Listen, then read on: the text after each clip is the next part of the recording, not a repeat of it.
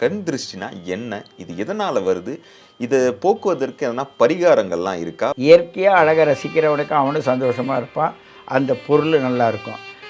கொஞ்சம் தனக்கு கிடைக்கல, உள்ளவங்க, இல்லாதவங்க அந்த 2 இது இருக்குல்ல. அப்ப அந்த மனப்பான்மை. 2வது அடுத்தவங்க நல்லா இருக்கும்போது, இவனுக்கு போட்டி, பொறாம வர்றவங்க இருக்காங்கல்ல, அவங்க மூலமா தான் இந்த கண் திஷ்டி வரும்.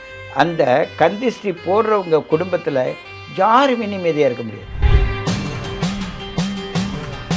அப்போ குடும்பத்துக்குள்ளேயே சண்டை வரும். அண்ணன் தம்பிக்கு ஒத்து வராது. பாட்டனுடைய சொத்துக்களை பகிர்ந்த முடியாது. அது போய் லாக் ஆகி போயிருக்கும். கோர்ட்டு கேஸை போட்டுட்டு ஒரு 30 வருஷமாக இழுத்துக்கிட்டே நிற்பாங்க. ஆணவம், மனம், புத்தி, சித்தம், அகங்காரம் என்ற 4 அந்த காரணத்தில் யாருக்கு ஆணவம் இருக்குதோ அந்த இடத்துல குலதெய்வம் சோதிக்கும். ஓகே ஐயா. இப்போ இந்த கண் திருஷ்டி போவறதுக்காக சில விஷயங்கள்லாம் பண்றாங்களா? என்னன்னா கையில கருப்பு கயிறு கட்டுறது, சிகப்பு கயிறு கட்டுறது, கால்ல கட்டுறது இந்த மாரி விஷயங்கள்லாம் இருக்குல்ல. இது எப்படி பார்க்குறது? ஒரு வீடு கட்டினாலும் சரி, ஒரு கிணறு எடுத்தாலும் சரி, ஒரு மரம் செடி கொடி வச்சாலும் சரி, எல்லாத்துக்கும் நம் முன்னோர்கள் என்ன பண்ணாங்கன்னா, அங்கே ஒரு திருஷ்டி பரிகாரம்னு சொல்லுவாங்க, செய்வாங்க. பூசணிக்காய் உடைப்பாங்க, தேங்காய் உடைப்பாங்க.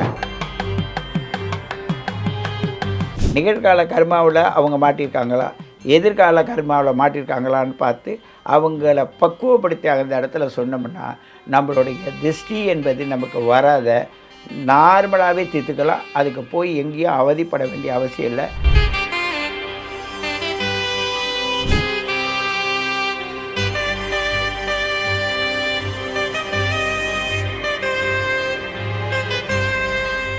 ரியல் ஒன் ஆன்மீக உறவுகளுக்கு வணக்கம்.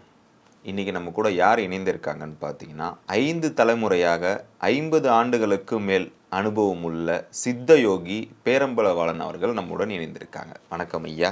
வணக்கம்.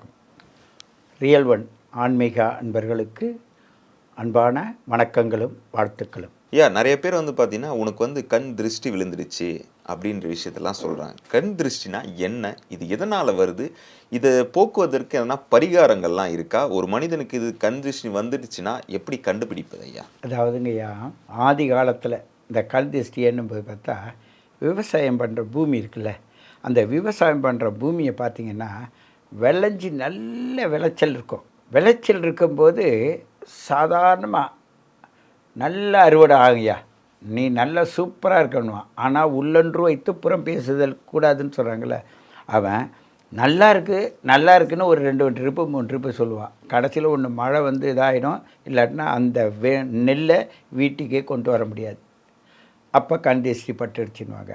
அப்போ என்ன செய்வாங்கன்னா, ஒரு புடி கதிரை அங்கே விளைஞ்சி தலை குனிஞ்சு நிற்கும் பொழுது அப்படியே அந்த கதிரை கட் பண்ணி உருவி எடுத்து சுற்றி நீங்கள் பார்த்தீங்கன்னா வீட்டு வாசலில் தொங்க விடுவாங்கல்ல. ஆமாம். நெல் ஏன் தொங்க விடுவாங்கன்னா, குருவிகள் இருக்குல்ல, அந்த குருவிகள் அதில் உட்காந்து ஒரு நெல்லாக எடுக்கும். அப்போ அது நெல்லை எடுக்கும்போது ஒரு நெல் கொட்டும் வீட்டு வாசலில். அப்போ தனதானியங்கள் அங்கே கொட்டிக்கிட்டே இருக்கும். இது எத்தனை பேர் இருந்தாலும் சரி, ஒரு சிலர் வீட்டில் தான் நீங்கள் பார்க்க முடியும். ஆதி காலத்துலேருந்து குறிப்பாக நம்ம இங்கே சென்னை சிட்டிலாம் பார்க்க முடியாது, ஊர் சைடில் பார்க்கலாம். சென்னை சிட்டியில் பார்க்கலாம். சில பேர் என்ன பண்ணுவாங்கன்னாக்கா, ஒருத்தர் நடுவில் கட்டி தொங்க விட்டுருப்பாங்க, சில பேர் 2 மூலையிலையுமே கட்டி தொங்க விட்டுருப்பாங்க. இருக்குது. அந்த கிராமத்து பழக்க வழக்கங்கள் உள்ளவங்களும் ஆதி காலத்தோடைய அனுபவங்கள் உள்ளவங்களும் அந்த இது பண்ணுவாங்க. அதுதான் ரொம்ப முக்கியமான அறுவடை நேரத்தில் முதல் கண்ணு படக்கூடாதுன்றதுக்காக. ஏன்னு கேட்டால், பூமாதேவி வளைஞ்சதை அந்த கண் திருஷ்டி என்பது எப்படி வரும்னு கேட்டால், காற்று தேவர்கள், காற்றுடைய அதிக காற்று, எந்த காற்றில் இது அது வளைஞ்சு கொடுத்து நெளிஞ்சு கொடுத்து அது வளைஞ்சி வரும். இவ்வளோ காத்தடி காலத்துலேயே அந்த நெல் வருதேன்னு தான் ஃபஸ்ட்டு எடுத்தோன்னே கண் திருஷ்டிக்கு பரிகாரமாக அந்த நெல் கதிரை கொண்டாந்து வீட்டில் தனலட்சுமி, தானியலட்சுமி கொண்டாந்து வீட்டில் கட்டி வச்சுருப்பாங்க. அடுத்தது பார்த்திங்கனாக்கா, காலவா போடுவாங்கள்ல. காலவான்னா கல், வீடு கட்டுறதுக்கெல்லாம். அந்த வீடு கட்டுறதுக்கெல்லாம் என்ன பண்ணுவாங்கன்னாக்கா, அந்த பூஜை அந்த மண்ணெல்லாம் இது பண்ண பிறகு அதில் ஒரு இடத்துல கல்லை பிடுங்கி விட்ருவாங்க. நீங்கள் வீடு கட்டுறீங்கள புதுசாக, அப்போ ஒயிட் வாஷ்லாம் பண்ணிவிட்டு ஒரு இடத்துல ஒயிட் வாஷ் பண்ணாதே விட்ருவாங்க. ஏன்னு கேட்டால், எப்படிப்பட்டவனாலும் ஒரு அழகை ரசிப்பான். அந்த அழகை ரசிக்கும்போது பார்த்திங்கன்னா அவனுடைய கொடிய எண்ணத்தோடு ரசிக்கிறவனுக்கு, இயற்கையாக அழகை ரசிக்கிறவனுக்கு அவனும் சந்தோஷமாக இருப்பான், அந்த பொருள் நல்லாயிருக்கும். கொஞ்சம் தனக்கு கிடைக்கல, உள்ளவங்க இல்லாதவங்க அந்த 2 இது இருக்குல்ல, அப்போ அந்த மனப்பான்மை. 2வது அடுத்தவங்க நல்லா இருக்கும்போது இவனுக்கு போட்டி பொறாமல் வர்றவங்க இருக்காங்களே, அவங்க மூலமாக தான் இந்த கந்திஷ்டி வரும். அந்த கந்திஷ்டி போடுறவங்க குடும்பத்தில் யாருமே நிம்மதியாக இருக்க முடியாது. இவங்க பார்க்குறவங்களுக்கும் நிம்மதியாக இருக்க முடியாது, அவங்க குடும்பத்திலும் நிம்மதி இருக்க முடியாது. எல்லாம் இருக்கும், இருக்கிறத வச்சு அனுபவிக்க முடியாது. எல்லாம் செஞ்சு வச்சு சண்டை வளர்த்துக்கிட்டு இருப்பாங்க. அப்போ குடும்பத்துக்குள்ளே சண்டை வரும், அண்ணன் தம்பிக்கு ஒத்து வராது, பாட்டனுடைய சொத்துக்களை பகிர்ந்த முடியாது, அது போய் லாக்காகி போயிருக்கும். போட்டு கோர்ட்டு கேஸை போட்டுட்டு ஒரு 30 வருஷமாக எடுத்துக்கிட்டே நிற்பாங்க. அப்போ அது கந்திஷ்டி பட்டுடுச்சு. அதுக்கு என்னடா பண்ணணும், நீங்கள்லாம் சேர்ந்து குலதெய்வத்துக்கிட்ட போங்க. மெயின் ரீசனே கந்திஷ்டி படுறது குலதெய்வம் கோவமாக இருக்குன்ற ரீசன். இவங்க ஏன்னு கேட்டால் அந்த பாரம்பரியமாக குழந்தைங்க பிறந்து இறந்து போகுதில்ல, அதெல்லாம் சேர்த்து வச்சு தான் குலதெய்வமாக நம்ம மூதாதையர்கள் வணங்கி வந்தாங்க. பாரம்பரியமாக உள்ளது. ஃபஸ்ட்டு எடுத்தோன்னே 2 கல்லை நட்டு வச்சுட்டு வந்துடுவாங்க அந்த குழந்தைக்கு. அந்த குழந்தை நினைவால் தான் பாவாடை சட்டை எல்லாம் எடுத்து வச்சு, வேஷ்டி துண்டெல்லாம் எடுத்து வச்சு படைச்சிட்டு யாருக்காவது ஒரு எளியவராக இருக்கிறவங்களுக்கு கொடுப்பாங்க. அப்படியெல்லாம் தான் நம்ம கண்ணு படாத நம்மளை பாதுகாத்துக்கிட்டோம், நம்ம குலதெய்வத்தையும் பாதுகாத்துக்கிட்டோம். அந்த குலதெய்வத்துக்கிட்ட போகும்போது பார்த்திங்கன்னா, ஆதி காலத்தில் குலதெய்வம் என்பது சில வழிபாடு கிடையாது, அதுக்கு உத்தரவு கொடுத்துருக்கோம், நீ போ நான் வாரேன். இப்போ எங்கள் குலதெய்வம் ஆனந்தவள்ளி அம்மன், தஞ்சாவூர் அரண்மனையில் ராஜாக்கள் காலத்திலேருந்து ராஜாவுக்கும் வச்சது அதுதான், எங்களுக்கு இருக்கிறது அதுதான். அந்த ஆனந்தவள்ளி அம்மன் எப்படின்னு கேட்டால், எங்கள் மூதாதையர்கள் கேட்குறாங்க, ஒரு பொம்பளை பிள்ளை வீட்டில் இல்லைன்னு. அந்த பொம்பளை பிள்ளை வர்றதா இருந்தால் நீங்களாம் மூர்க்கனாக இருக்கிறீங்க, அவன் அதனால் கிடையாது என்னன்னா, ஒரு நாள் என்ன பண்ணுறாங்க, ஆத்தன் தண்ணியில் கடந்து போகும்போது தண்ணி அதிகமாச்சு, ஒரு குழந்தை நின்றுக்கிட்டு இருக்கு, தாத்தா என்னை தூக்கிட்டு போனது. அவர் தூக்கிட்டு வராரு, நடு தண்ணியில் போகும்போது வெயிட் அதிகமாகுது. என்னோட சின்ன குழந்தை இவ்வளோ வெயிட் அதிகமாகுதே அப்படின்னு சொல்லிட்டு வெளியில் வரும்போது ஒன்றா, என்ன இங்கே விட்டுட்டு போகிற, ஆற்ற கடந்து போய் விட்டார், உங்கள் அப்பா அம்மா தேடுவாங்கன்னு. இல்லை நீ தானே கேட்டுக்கிட்டு இருந்த அப்பப்போ என் வீட்டில் பொம்பளை பிள்ளை இல்லைன்னு, அதனால் நான் வந்தேன் என்பது அவர் புரிஞ்சுக்கிட்டார். ஞான திசையில் புரிஞ்சுக்கிட்டு சரின்னு வீட்டுக்கு அழைச்சிட்டு போய் 3 வருஷம் இருந்தது. இவங்க அண்ணன் தம்பி சண்டையில் என்னன்னாக்க, அந்த குழந்தைய தண்ணியில் குளிச்சிக்கிட்டு இருக்கும்போது அவன் இந்த மண்வெட்டி எடுத்து விட்டான். அந்த குழந்தை தலை சீவிடுச்சு, குழந்தை தனியாக நின்று சிரிக்குது. தெரியுதா, நீங்கள் மூர்க்கர்கள். ஆணவம், மனம், புத்தி, சித்தம், அகங்காரம் என்ற 4 அந்தகரணத்தில் யாருக்கு ஆணவம் இருக்குதோ அந்த இடத்துல குலதெய்வம் சோதிக்கும். எங்களுக்கு நேரடியாக அந்த சோதித்து அதை சிரிச்சிட்டு, நீங்கள் சொன்னல ஏன் குழந்தை பொம்பளை பிள்ளை இல்லைன்னு, நீ தெய்வத்தை நீ ரொம்ப மன்றாடி கேட்டுக்கிட்டு இருக்க, ஆனால் ஏன் இல்லைன்னா இது மாதிரி உங்களுக்கு புரிஞ்சுக்க அந்த ஆண்களுடைய தன்மை புரிந்து கொள்ள தன்மை இல்லை, பாசம் என்பதை எப்படி காட்டணும் என்றது தெரியாதனால அந்த மூர்க்க குணத்தில் இருக்கீங்க தான் உங்களுக்கு ஆண் வாரிசு இல்லை. இனி உங்களுக்கு பெண் வாரிசு வரும், ஆனால் எல்லாரும் ஒற்றுமையாக இருக்கணும். எந்த குடும்பத்தில் பெண் வாரிசு வரும்னா அவங்கக்குள்ளே பந்த பாசத்தோடு இருக்கும். கணவன் மனைவி ரொம்ப ஒற்றுமையாக இருந்தாங்க, தவம் இருந்து என் மனைவி நல்ல மனைவியாக சற்புத்திர மனைவியாக இருக்கணும், அதுமாதிரி நல்ல கணவனாக வேணும் இன்னும் இவங்க தனியாக இருக்கும்போது வேண்டியிருப்பாங்க. அவங்களுக்கு வெறும் பொம்பளை பிள்ளை பிறக்கும். அப்படி இருக்கும்போது ஆளுவதற்காக ஆம்பளை பிள்ளைனாங்க. இப்போ சமுதாயத்தில் சம உரிமைன்னு வந்தோடனே எல்லாமே கிடைக்கிறது.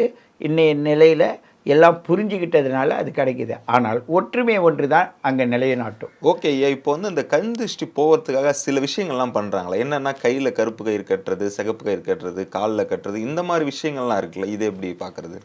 அப்போ தான் நம்ம என்ன இந்த மூர்க்கத்தனமாக வருதில்ல, வரும்போது அந்த அம்பன் திரும்பி இப்போ பெண் வாரிசுகள் அதிகமாக எங்கள் குடும்பத்தில் வருந்ததில்ல. அப்போ தான் அது போகும்போது சொல்லுது, நான் வருவது எப்படின்னு நீ தெரிஞ்சுக்கணுன்னா காப்பு கயிறு கட்டு.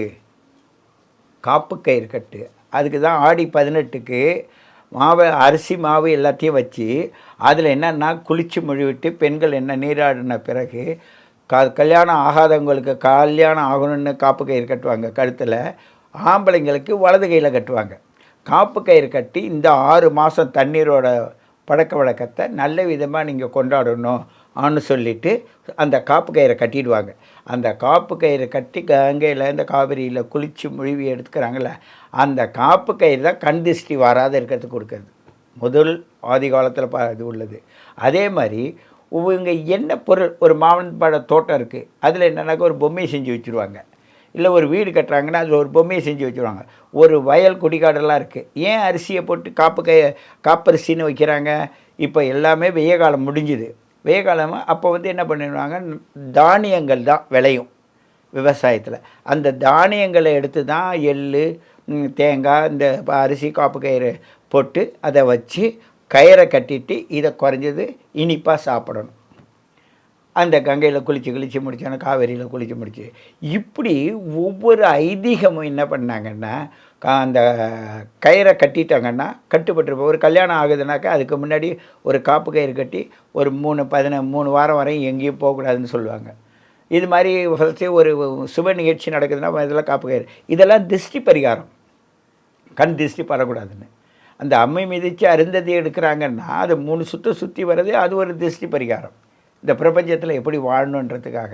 ஆகையினால் ஒரு வீடு கட்டினாலும் சரி, ஒரு கிணறு எடுத்தாலும் சரி, ஒரு மரம் செடி கொடி வச்சாலும் சரி, எல்லாத்துக்கும் நம் முன்னோர்கள் என்ன பண்ணாங்கன்னா அங்கே ஒரு திருஷ்டி பரிகாரம்னு சொல்லுவாங்க, செய்வாங்க. பூசணிக்காய் உடைப்பாங்க, தேங்காய் உடைப்பாங்க. இந்த முதல்ல இங்கே ஆரம்பிச்சது தண்ணியில் அந்த காப்பரிசி கட்டி காப்பு கயிறு கட்டுறது. அதே மாதிரி வீட்டில் அந்த இடத்த சுத்தம் பண்ணி எல்லாம் குளித்து மொழிவி எல்லாம் ஒற்றுமையாக இருந்து ஒவ்வொரு காரியங்கள் செய்யும்போது கண் திருஷ்டி படக்கூடாது என்பதற்காக தான் இந்த காரியங்கள்லாம் செய்கிறதே தவிர, மற்றபடி ஒவ்வொருத்தரும் நினச்சது பிரகாரம் அதை வந்து பொம்மையாக வைக்கிறதோ இல்லை படமாக மாற்றுறதோ அவங்களோட விருப்பப்படி கொண்டு போய் வைக்கிறதோ. ஆனால் ஜாதக ரீதியாக இந்த நபருக்கு எந்த பாவ புண்ணியம் இங்கே இருக்குது, முன்ஜென்ம கர்மா என்ன, நிகழ்கால கர்மா என்ன, எதிர்கால கர்மா என்ன, நிகழ்கால கர்மாவில் அவங்க மாட்டியிருக்காங்களா, எதிர்கால கர்மாவில் மாட்டியிருக்காங்களான்னு பார்த்து அவங்கள பக்குவப்படுத்தி அந்த இடத்துல சொன்னோம்னா நம்மளுடைய திருஷ்டி என்பது நமக்கு வராத நார்மலாகவே தீர்த்துக்கலாம். அதுக்கு போய் எங்கேயும் அவதிப்பட வேண்டிய அவசியம் இல்லை. குலதெய்வத்தோட துணையோட, வீட்டு தேவதையோட துணையோட, உங்களுடைய அஷ்ட திக்கு 8 திசையில் உள்ள அந்த இதை பார்த்து நம்ம செய்யணும். இதை வந்து எங்களுக்குன்னு சில பாடல்லாம் இருக்குது. இதுக்கெல்லாம் 8 திசையும் அது மாதிரி அதுக்குன்னு ஒரு பாடல் இருக்குது. அந்த பாடலை சொல்லி அவங்க பேரை சொல்லி அவங்க வம்சத்தை சொல்லி அவங்களுடைய வம்சத்தில் இன்னாருக்கு அவருடைய வம்சாவழியில் இன்னார் இந்த தலைமுறையில் அவங்க இந்த இதை பண்ணியிருக்காங்க. இது எந்த ஒரு நாள்லையும் எதுவும் படாத அளவுக்கு வச்சுட்டு அந்த குருநாதரோட சூட்சமத்தை அவங்கள்ட்ட சொல்லிட்டு வந்துடுவாங்க. அதுதான் குலகுரு குடும்பத்தில் இருக்கிறவங்க அன்னு சொல்கிறாங்கல்ல. இப்படி தான் நாங்கள் கண் திருஷ்டியை அந்தந்த ஜோதிடர்களும் சரி அவங்க குருமார்களாக வணங்குறவங்க கூட இருந்தே அவங்கள பாதுகாத்துட்டு வர்றதுக்கு தான் இந்த அமைப்பு. இந்த வாழ்வியலில் ஒரு அற்புதமான அனுபவ உண்மைகள்லாம் நமக்கு நிறைஞ்சிருக்கு. அதை எதை தேடி போகிறோமோ, யாரை தேடி போகிறோமோ அவங்களை பொறுத்து, அவங்களுடைய நேரங்காலத்தை பொறுத்து தான் அது சரியாக அமையா. நிறைய விஷயங்கள் பேசுனீங்க. நேரத்துக்கு நன்றி ஐயா. நன்றி. வாழ்க வையகம், வாழ்க வளமுடன்.